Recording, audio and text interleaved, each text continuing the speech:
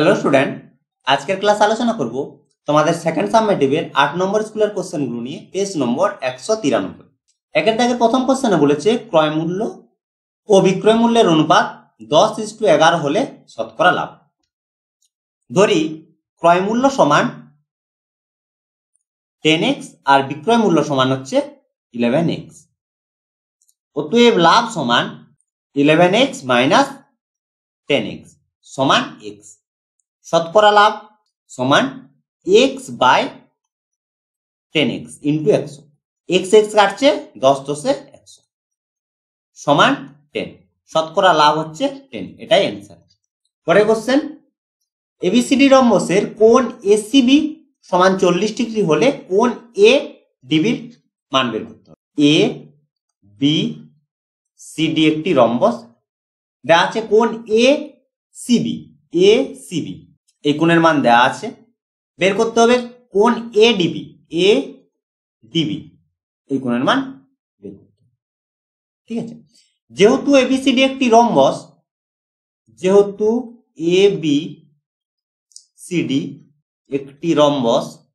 অতএব কি রম্বসের প্রতিটি বাহুর দৈর্ঘ্য সমান আর কর্ণগুলো পরস্পরকে সমকোণে সমদ্বিখণ্ডিত করে। এটা আমরা জানি রম্বসের দৈর্ঘ্য থেকে। এবং কর্ণদ্বয় পরস্পরকে সমকোণে সমদ্বিখণ্ডিত করে।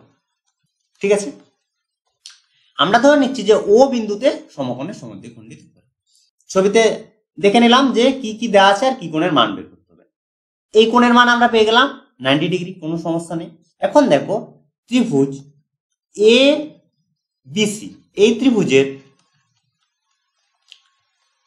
AB is equal to BC.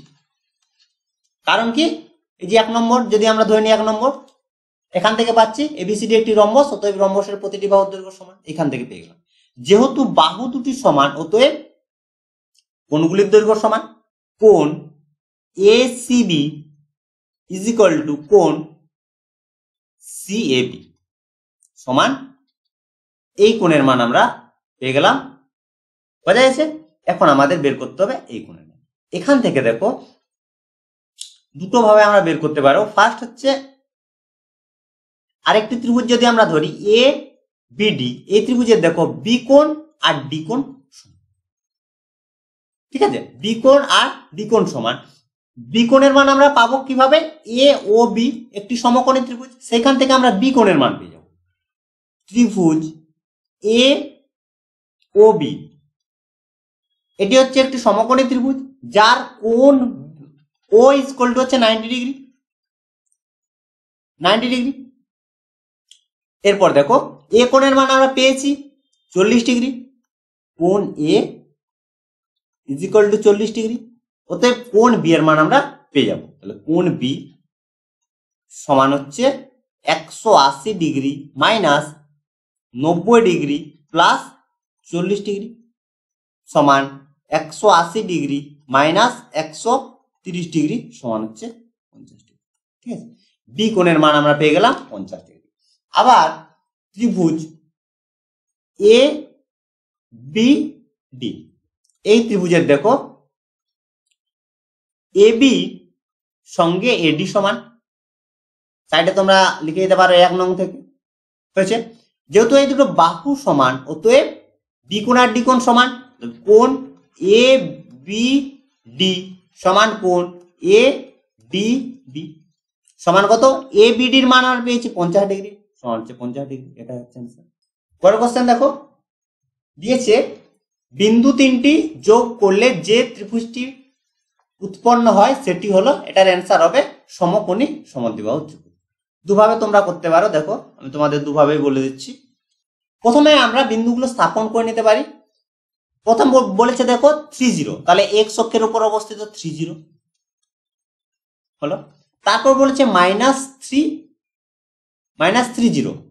বলতে এপাশে থাকবে -30। আরেকটা বলেছে 03। এই তিনটি বিন্দু যোগ করলে যে ত্রিভুজটি পাচ্ছি সেই ত্রিভুজটি বলেছে কি ধরনের। তোমরা এবিসি ধরে নিতে পারো যে এ বিন্দু স্থানাঙ্ক 30, বি বিন্দু স্থানাঙ্ক -30 আর সি বিন্দু স্থানাঙ্ক 0.3 হয়ে গেল। ছবিতে যদি আমরা নাম করি তাহলে এ বি আর সি। এখন আমরা বাহুগুলোর দৈর্ঘ্য বের করব, অর্থাৎ এ বির দৈর্ঘ্য বের করব, বিসির দৈর্ঘ্য বের করব আর সি এর দৈর্ঘ্য বের করব। হয়েছে? এখন দেখো এ বির দৈর্ঘ্য কি হবে, এ বি এটা হচ্ছে কত 3 আর এটাও 3, তাহলে দৈর্ঘ্য পুরো দৈর্ঘ্য হচ্ছে 6, এটা না করলেও হয়ে গেল 6 একক হয়ে গেল। বিসির দৈর্ঘ্য আমরা বের করব, বিসি বা এসি, বিসির দৈর্ঘ্য আমরা বের করছি। তাহলে বিসি সমান কি হবে, দৈর্ঘ্য সমান √অফ সি আছে, তাহলে 0 মাইনাস বি এর হচ্ছে দেখো -3, তাহলে +3 এর হোল স্কয়ার প্লাস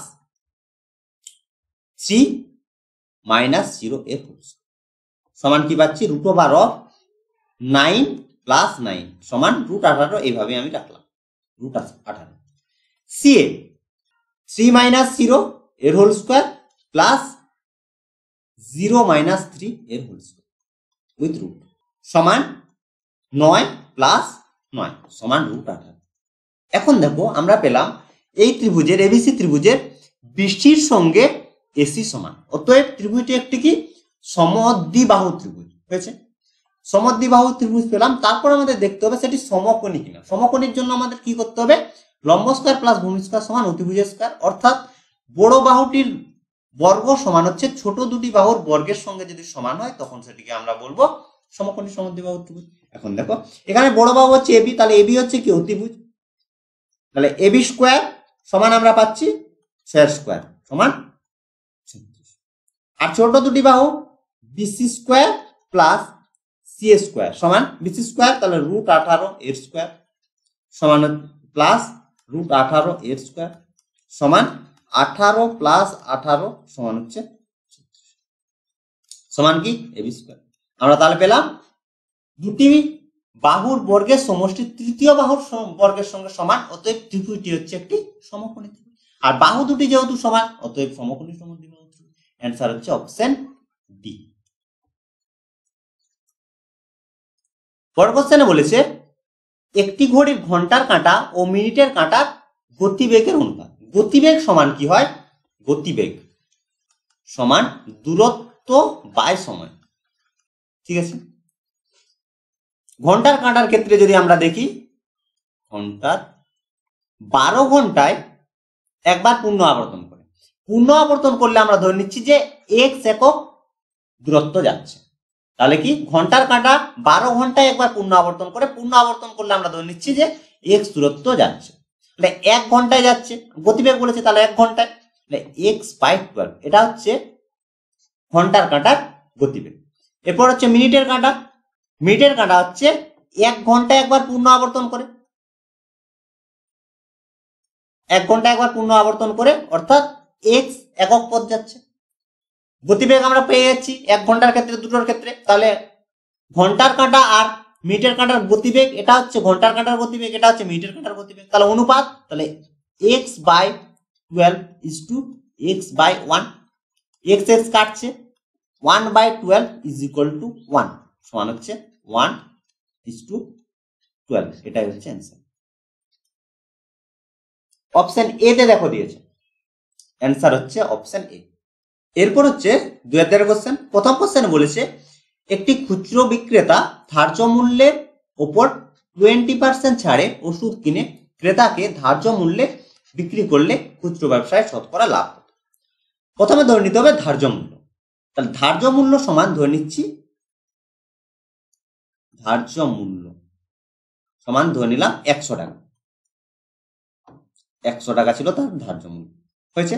এবারে কিনেছে 20% ছাড়ে, তাহলে ক্রয় মূল্য সমান ক্রয় মূল্য 20% ছাড়, 100 টাকায় 20% ছাড়, অর্থাৎ 80 টাকা দিয়ে সে কিনেছে। আর বিক্রি করেছে কি বলেছে, ধার্য মূল্যে সে বিক্রি করেছে, তাহলে বিক্রয় মূল্য সমান হচ্ছে 100 টাকা, ধার্য মূল্যে সে বিক্রি করেছে, তাহলে তার লাভ হয়েছে, তাহলে লাভ সমান 100 - 80 সমান 20 টাকা তার লাভ হয়েছে। তাহলে শতকরা লাভ চেয়েছে, তাহলে শতকরা লাভ সমান 20 টাকা তার লাভ বাই তার ক্রয় মূল্য 80 টাকা ইন্টু হচ্ছে 100। 0 0 কাটছি, 2 4 8, 2 আর 4 25 100, 25% হচ্ছে তার শতকরা লাভ। এটাই হচ্ছে অ্যান্সার। পরের কোশ্চেনে বলেছে একটি বর্গক্ষেত্রের ক্ষেত্রফল a1 বর্গ একক এবং ওই বর্গক্ষেত্রের কর্ণের উপর অঙ্কিত বর্গক্ষেত্রের ক্ষেত্রফল a2 বর্গ একক। a1 is to a2 এর মান বের করতে হবে। ধরি বর্গক্ষেত্রের বাহু সমান, ধরি তোমরা লিখো বর্গক্ষেত্রের বাহু সমান a একক, ঠিক আছে। কর্ণ সমান, এখান থেকে আমরা পেয়ে যাব কর্ণ, কর্ণ সমান কত হচ্ছে a√2, ঠিক আছে। তাহলে ক্ষেত্রফল, বর্গক্ষেত্রের ক্ষেত্রফল কি বলেছে a1, তাহলে a1 সমান a স্কয়ার বর্গ একক। এরপর বলেছে তাহলে এবিসিডি যদি আমরা একটা চতুর্ভুজ ধরি, তাহলে এবিসিডি চতুর্ভুজ নয় বর্গক্ষেত্র ধরি, তাহলে এবিসিডি বর্গক্ষেত্রের ক্ষেত্রফল হচ্ছে a1, যার মান আমরা পেয়ে গেলাম a স্কয়ার। এখন বলেছে বর্গক্ষেত্রের কর্ণের উপর একটি, বর্গক্ষেত্রের কর্ণ এর উপর একটি বর্গক্ষেত্র অঙ্কন করা হচ্ছে। তাহলে বর্গক্ষেত্রের কর্ণের দৈর্ঘ্য হচ্ছে a√2, তাহলে যে বর্গক্ষেত্রটি অঙ্কন করা হচ্ছে সেই বর্গক্ষেত্রের বাহুর দৈর্ঘ্য হচ্ছে a√2। তাহলে কর্ণের উপর অঙ্কিত, কর্ণের উপর অঙ্কিত বর্গক্ষেত্রের বাহু সমান a, ঠিক আছে, বলতে এইভাবে হবে, ঠিক আছে। অতএব ক্ষেত্রফল a2 সমান a√2 এর হোল স্কয়ার সমান a স্কয়ার ইন্টু 2 বর্গ একক।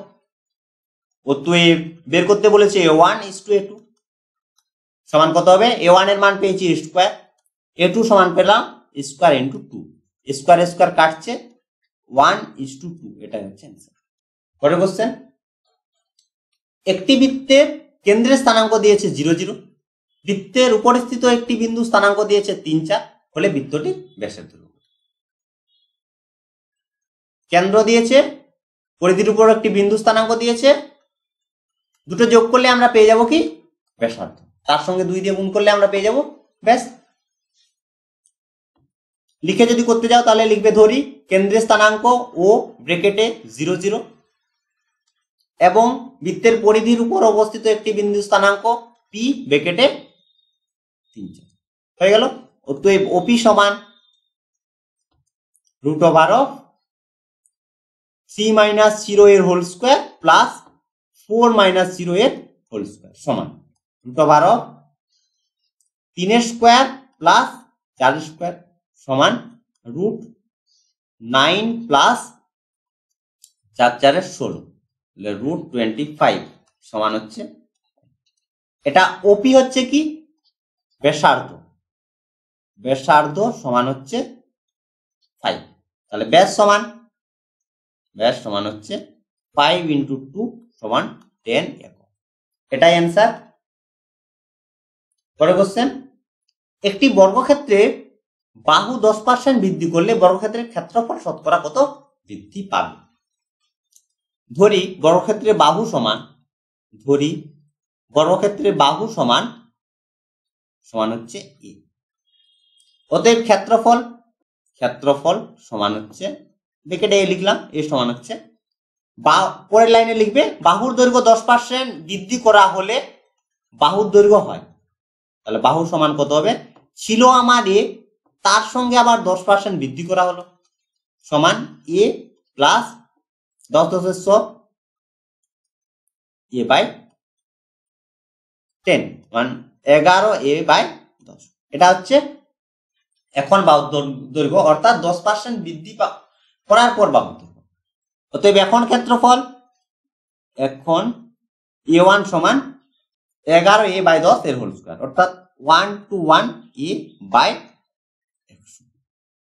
যদি আমরা আগের সঙ্গে তুলনা করি তাহলে আমরা কি পাবো, 121/100 × a, অর্থাৎ 10% বাহুর দৈর্ঘ্য যদি আমরা বৃদ্ধি করি তাহলে ক্ষেত্রফল আগের ক্ষেত্রফলের 121/100 গুণ হবে।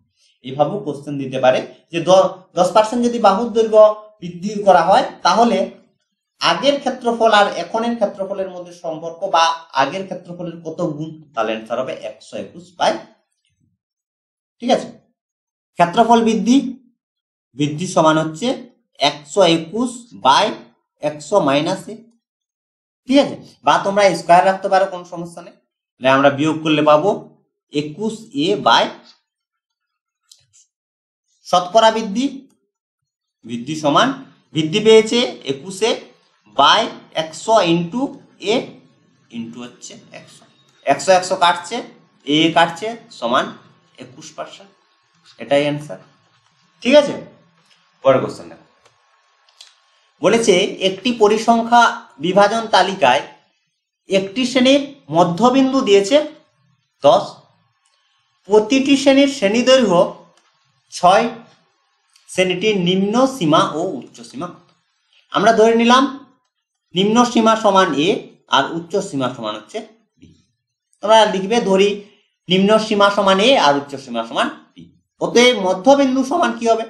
মধ্যবিন্দু হচ্ছে দুটো যোগফল বাই 2 মধ্যবিন্দু। আর শ্রেণী দৈর্ঘ্য সমান হচ্ছে b মাইনাস a। এটা হচ্ছে মধ্যবিন্দু। দেখো মধ্যবিন্দু প্রশ্নানুসারে a প্লাস b বাই 2 সমান হচ্ছে কত? 10, বা a প্লাস b সমান হচ্ছে আর b minus a is equal two 6। এই দুটো আমরা সম্পর্ক পেয়ে গেলাম। এখান থেকে a আর b এর মান বের করতে কোনো সমস্যা নেই। এটা হচ্ছে 1 নম্বর যদি দিয়ে দিই আর এটা যদি 2 নম্বর দিয়ে দিই, এই দুটো যদি যোগ করে দিই 1 প্লাস 2 যদি করি তাহলে কি পাবো? দেখো a plus b plus b minus a is equal two 20 plus 6।